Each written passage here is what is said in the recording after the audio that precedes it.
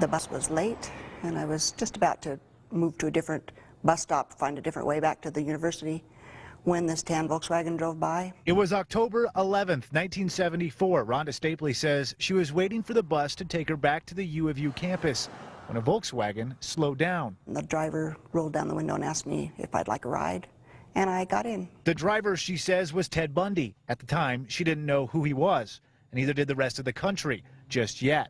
But by 1974, it's presumed he had killed at least a handful of victims already, and Stapley was now in his car. He told me his name was Ted, and he was a first-year law student. Stapley says Bundy seemed friendly and told her he needed to make a stop at the zoo before dropping her off. But she says he drove past the zoo and kept going, eventually ending up in Big Cottonwood, where he'd pull off the side of the road. He leaned over and said, "Do you know what? I'm going to kill you."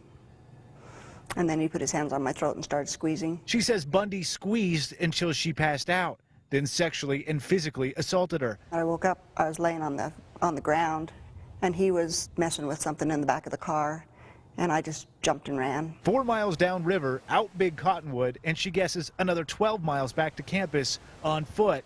She says she hid it from friends and family for years because she was ashamed.